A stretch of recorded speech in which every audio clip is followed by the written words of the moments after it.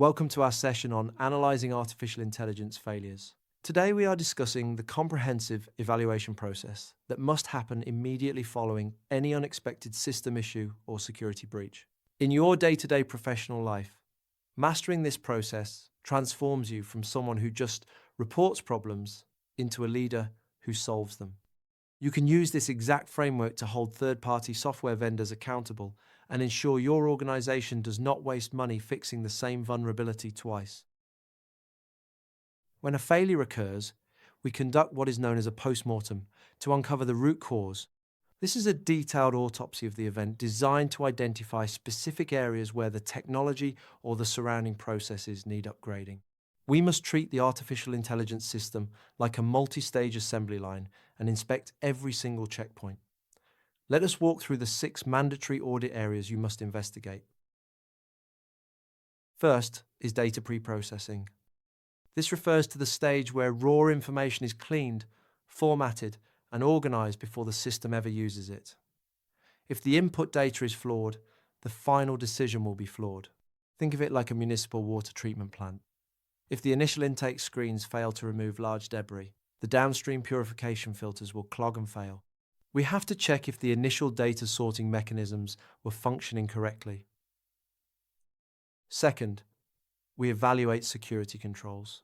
These are the defensive barriers and authentication requirements built into the software to prevent unauthorized access. If an incident happened, we must determine if someone bypassed the digital locks or if the automated alarms failed to trigger. It is similar to investigating a bank robbery by first checking if the vault door was left open or if the security cameras were turned off. Third is the sufficiency of adversarial testing. Adversarial testing is the practice of intentionally attacking your own system during development to discover hidden weaknesses.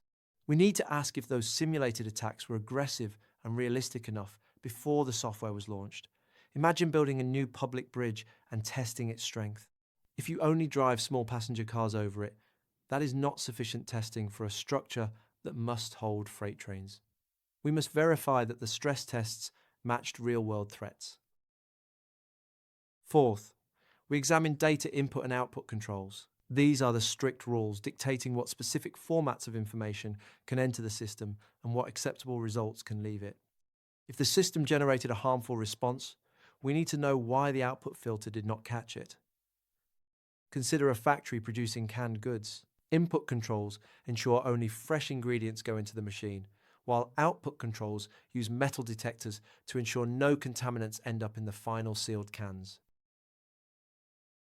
Fifth is the fairness of the outputs. This requires analyzing the system decisions to ensure they do not systematically disadvantage any specific group of people. We must investigate if the failure resulted in biased or discriminatory actions. It is like reviewing a referee in a sports match to ensure they are calling fouls equally for both teams, rather than disproportionately penalizing one side. Sixth, we must scrutinize the artificial intelligence provider control, environment, and processes. This means looking beyond the software itself and investigating the company that built it.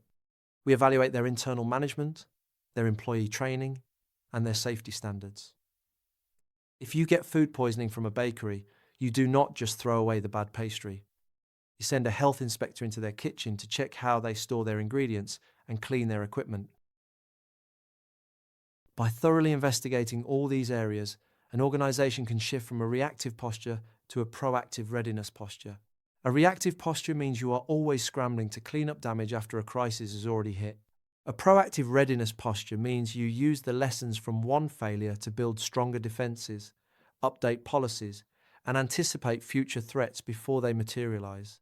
You transition from patching leaks in a sinking boat to dry docking the vessel and reinforcing the entire hull.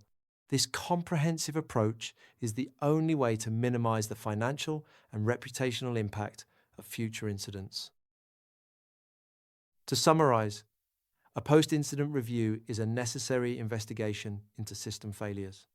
We must critically examine the data preparation, security barriers, the rigor of our stress testing, input and output filters, the fairness of decisions, and the internal practices of the vendor.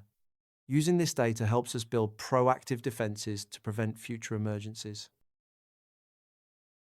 All the important topics and concepts from this session are covered in the multiple choice questions on RooCloud.com. You should ideally solve the chapter-wise questions to reinforce your learning before moving to the next session. Thank you for watching, and I will see you in the next episode.